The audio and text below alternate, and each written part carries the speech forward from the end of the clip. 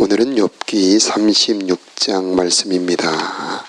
엘리후가 계속해서 욥에게 말씀하고 있는데, 자, 3절 말씀 함께 읽겠습니다. 시작. 나는 먼 곳에서 내 지식을 얻었습니다. 나는 내 창조주의 의로움을 말하겠습니다. 내 창조주의 의로우심.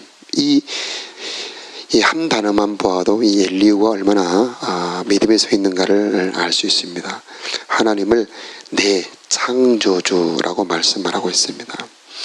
구원자 하나님이 이제 창조주가 되셔서 나를 다스릴 때에 하나님의 나라가 우리들의 삶에 이루어지게 되는 겁니다.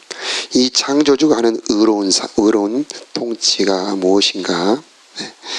6절 말씀을 한번 읽어보겠습니다. 시작. 악인을 살려두지 아니하시고 경건한 자들에게 복을 주십니다. 바로 이게 창조주가 다스리심입니다.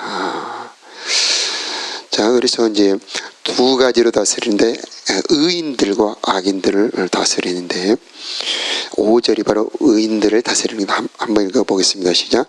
하나님은 전능하시지만 아무도 무시하지 않으십니다. 여기서 다른 번역에 보면은 흠없는 사람을 멸시하지 않습니다. 이렇게 번역을 하고 있는데, 그 번역이 더 맞는 것 같습니다.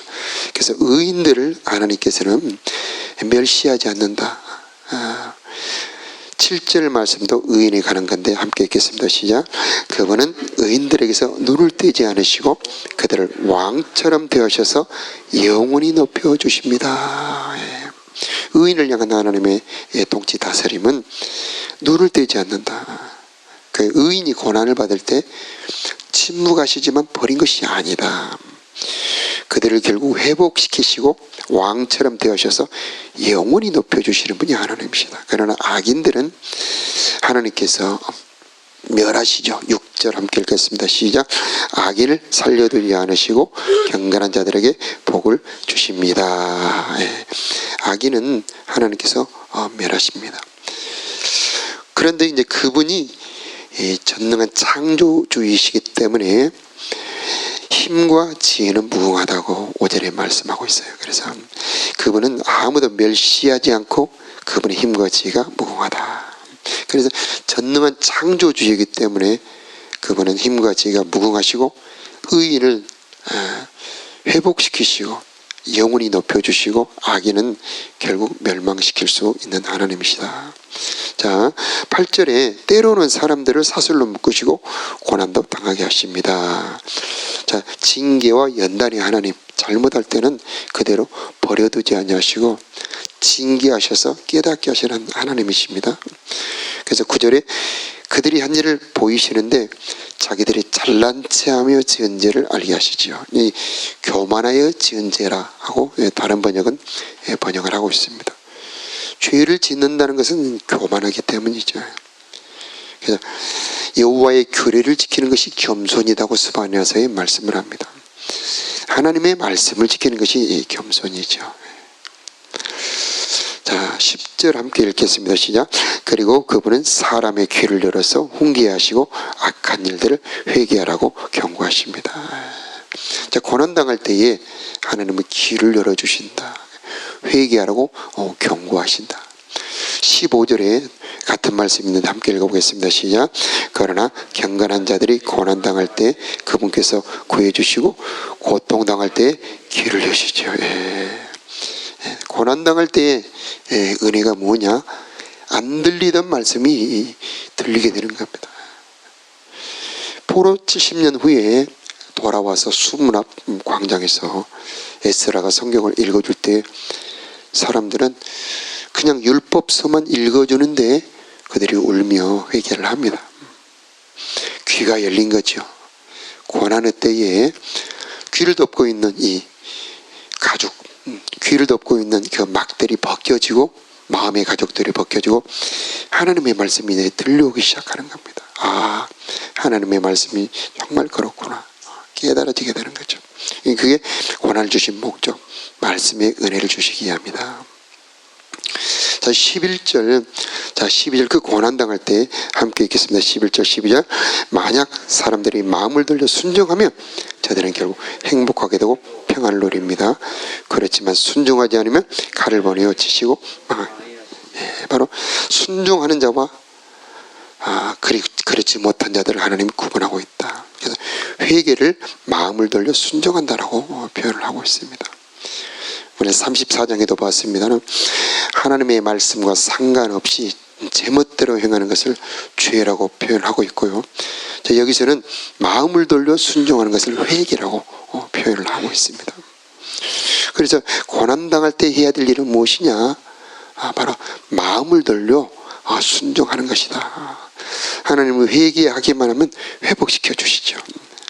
그런데 회개하지 못하는 사람 13절에 경건하지 못한 사람들은 마음의 원망을 품고 그분이 벌을 내릴 때에도 도와주세요라고 기도하지 않는다. 레위기에 이걸 경고하고 있습니다. 너희가 나를 대항하여 마음을 강팍하게 하여 하나님의 말씀을 순복하지 않고 대항할진대 내가 7배나 벌을 내리겠다. 그러니까 4번이나 7배나 그리고 결국은 그 땅에서 쫓아내겠다. 이렇게 말씀을 하시죠. 자, 빨리 회개하는 것이 은혜죠. 그러나 회개하는 것도 내 힘으로 되는 것이 아니고 하나님의 은혜이죠. 네. 귀를 열어 듣게 하신 하나님의 은혜, 바로 그것이 회개하게 하는 하나님의 은혜인 것입니다.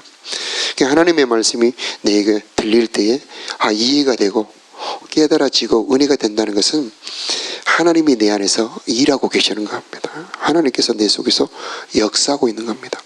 성령이 내 마음속에서 일하고 계시는 거죠. 그리고 말씀이 내게 은혜가 된다면 그것은 이루어지게 되어 있습니다. 그래서 우리가 말씀을 들을 때에 하나님 저 말씀들이 내게 은혜가 되게 해주시옵소서 그렇게 기도하며 말씀드려야 됩니다. 다니엘은 70년 만에 포로를 마치리라 하는 예레미야의 한 말씀을 붙잡고 21일간 기도를 시작합니다. 그리고 그 나라와 그 세계의 예언을 받습니다. 기도도 하나님의 말씀을 붙잡고 기도할 때에 역사가 이루어지게 되는 겁니다. 그래서 내게 은혜가 된다, 내가 깨달아진다, 하나님이 일하심이지만은 내가 할 일은 그 은혜되는 말씀을 붙잡고 기도하는 것입니다. 이 새벽에도 여러분에게 부딪히는 말씀이 있다면 그 말씀을 붙잡고 기도해야 되는 겁니다. 언제나 우리가 매일 성경 묵상할 때 은혜가 되고 깨달아진다. 이것은 하나님의 은혜죠. 내 안에서 일하고 있는 겁니다. 하나님의 말씀은 창조의 능력이 있습니다. 그래서 그 말씀을 붙잡고 내가 품고 있으면 그 말씀이 역사를 하는 겁니다. 그래서 내 삶에서 그 말씀이 이루어지게 되어 있는 것입니다. 자, 하나님께서 결국 고난을 주신 것도 무엇 때문입니까? 말씀을 멸시하는 것, 하나님의 말씀 무시하는 것 때문에 고난을 주시지 않았습니까? 그렇다면 내가 고난을 받을 때 내 귀를 돌려, 내 마음을 돌려 말씀을 순종한다면 고난은 벗어지게 되어 있고, 내가 말씀을 품고 있다면 그 말씀은 내 삶에서 이루어지게 되어 있는 거죠. 13절에는 경건치 못한 자들은 도와주세요라고 기도하지 않는다. 그 경건한 자들은 고난 중에 기도하는 자들입니다. 자, 16절에 그분은 당신을 위험에서 끌어내어 평안의 자리로 인도해 주셨고 기름진 음식으로 늘 채워주셨습니다. 이것은 회복의 하나님이십니다. 자, 17절에는 욥에게 억울한 말을 또 합니다. 그렇지만 이제 당신은 악인이 받아야 할 그 심판을 받고 있지 않습니까? 당신은 공의로운 심판을 받고 있는 중입니다. 세 친구들이 했던 그 말을 욥에게 동일하게 말하지만 이번에는 욥이 침묵을 합니다. 엘리후가 할 말 있으면 해보라고 여러 번 말하지만 욥은 대답하지 않습니다. 잠잠하죠. 왜 욥이 침묵을 했을까? 답이 사람에게 있는 것이 아니다. 답은 하나님에게 있는 것이다. 저들이 나에게 무슨 말을 하든 저들이 나를 회복시키는 것이 아니고 나를 회복시킬 수 있는 분은 하나님이시다. 그래서 침묵하고 있는 겁니다. 과연 38장에 하나님이 나타납니다. 욥에게 말씀하시죠. 우리들의 소망은 사람에게 있는 것이 아니고 하나님에게 있는 것입니다. 나의 영혼이 잠잠히 하나님만 바라며 나의 구원이 그에게서 나오는도다. 내 영혼아 잠잠히 하나님만 바라라. 물은 나의 소망은 그로부터 나오는도다. 사람에게서 회복이 나온다면 정말 사람의 말에 귀를 기울여야 되겠죠. 그들이 나에게 망했다 할지라도 망하게 하는 분은 하나님이고, 그들이 잘했다 할지라도 정말 나를 회복할 수 있는 분은 하나님이십니다. 그러므로 우리는 사람의 말에 너무 흔들릴 필요가 없는 거죠. 참고는 해야 됩니다. 듣기는 해야 되지만은 나를 회복시킬 수 있는 분은 하나님이시기 때문에 사람들이 뭐라고 하든 잠잠히 하나님만 바라보고 그분에게 의탁하고 의리한다면 그분이 회복시켜 주실 것입니다. 이 새벽에도 우리들의 기도, 우리들의 간구, 우리들의 괴로움, 우리들의 억울함이 있다면 하나님께 올려드린다면 하나님은 그것을 내 인생의 새로운 창조 재료로 사용해 주시는 것입니다. 자, 어려움을 당할 때에 우리가 하지 말아야 될 태도가 18절 이하에 나오는데, 빈정대며 대들까 겁나는군요. 하나님께 대항하는 거죠. 원망하는 겁니다. 그렇게 하지 말아야 되고요. 자, 20절에 보면은 함께 20절 함께 읽어볼까요? 시작.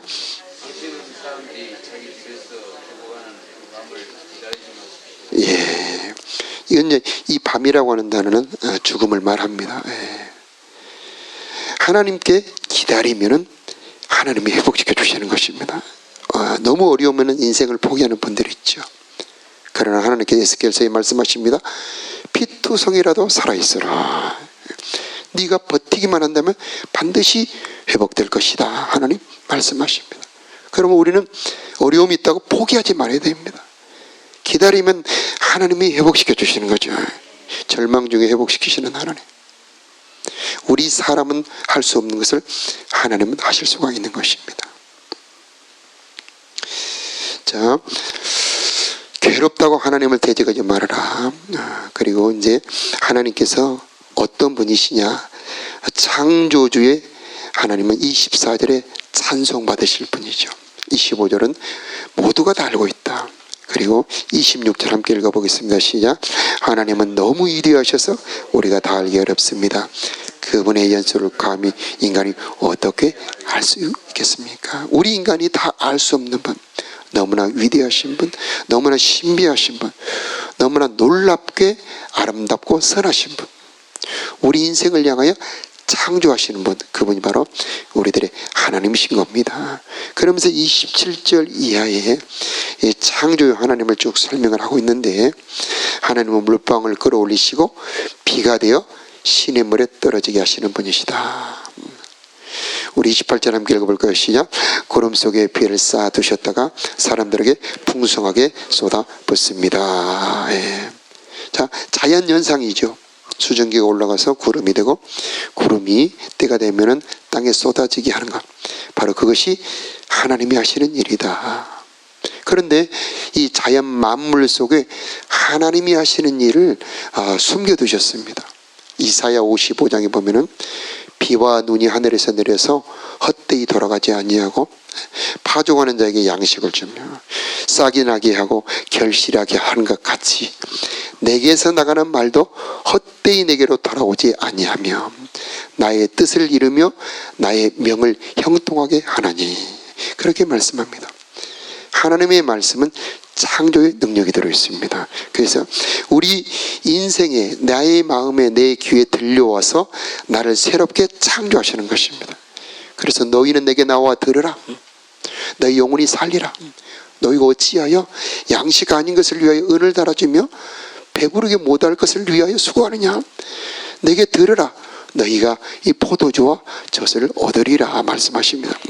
하나님께서는 하나님의 말씀을 듣는 자들 속에 창조하고 계시는 것입니다. 창조주 하나님을 만나는 길은 말씀을 듣는 겁니다. 하나님은 말씀으로 우리를 새롭게 하시는 겁니다. 그래서 하나님의 말씀이 은혜가 됐다면 딱 붙잡아야 됩니다. 하나님 저 말씀 내가 붙잡습니다. 물론 노트에도 써야 됩니다만 마음에 새겨야 돼요. 그리고 기도해야 됩니다. 하나님, 저 말씀을 나에게 은혜가 되게 하셨다면 이루실 것을 믿습니다. 내 삶에 저 말씀대로 이루어지기를 원합니다 하고 기도할 때 우리들의 삶에 그 말씀이 창조하여 나를 보호하고 인도하고 공급하시고 내 길을 이끌어 비추어 주시고 나를 선하게 이끌어 하나님의 작품으로 만들어 주실 것입니다. 창조주 하나님을 만날 때 욥이 잠잠합니다. 우리들의 고난, 우리들의 괴로움 어디에서 해결할 수 있을까? 하나님 안에서 해결이 되는데 그 하나님은 어떤 하나님이냐? 창조의 하나님입니다. 내 고난을 선하게 아름답게 역사하시는 하나님입니다. 그래서 이 고난 중에 있는 의인들이 고난받을 때 역사하시는 하나님. 예수님이 고난받으실 때에 하나님은 놀고 계신 것이 아니었습니다. 예수님이 십자가에서 고난받으실 때 하나님은 놀라운 창조를 이루셨습니다. 원수의 뱀의 머리를 깨뜨리시죠. 하늘의 성전을 지으십니다. 그리고 구원의 문을 열어주십니다.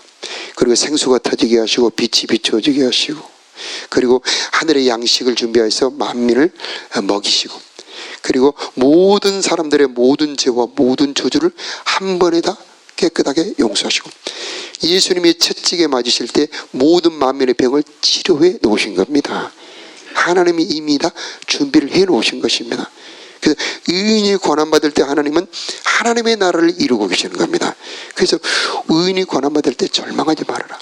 그때 잠잠히 여호와의 위대하심을 찬송하고 있어라. 그러면 하나님이 일하고 계실 것이다. 우리는 어떤 존재들이냐? 여호와로 기뻐하시게 하는 존재들이고 여호와로 쉬지 못하게 하는 자들, 여호와로 일하게 하시는 존재들입니다. 우리가 기도할 때 하나님이 일하고 계셔요. 우리가 찬송할 때 하나님이 일하고 계시는 겁니다. 우리가 말씀을 붙잡고 기도할 때 하나님은 창조 역사를 하고 계시는 겁니다. 그런데 쇠가 뜨거울 때에 이렇게 변하잖아요. 그런 것처럼 의인들이 고난을 받을 때 하나님이 창조하고 계시는 겁니다. 우리 인생에 괴로울 때가 있죠. 그때 돌이켜보면 하나님의 놀라운 일을 했다는 것을 우리는 나중에 보면 알 수 있습니다. 그게 당장은 너무나 괴롭죠. 정말 포기하고 싶고 다 버리고 떠나고 싶고 그럴 때가 많죠. 그러나 그때가 바로 우리들의 믿음이 필요할 때입니다.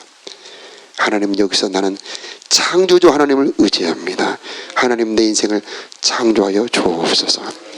욥이 이제 지금부터는 계속 창조 얘기가 나갑니다. 37장 또 38장 이후에도 계속 하나님께서는 끝까지 창조의 말씀을 하십니다. 하나님의 창조 놀라운 일을 행하시는 분은 우리가 다 알 수 없습니다. 우리가 할 일은 그분을 찬송할 때 하나님이 일하고 계시는 겁니다. 우리가 기도할 때 하나님이 일하고 계시는 겁니다. 이 새벽에 그 창조주 하나님을 붙잡고 기도할 때 그 멋진 창조주의 작품이 여러분의 인생에 이루어지기를 축복합니다.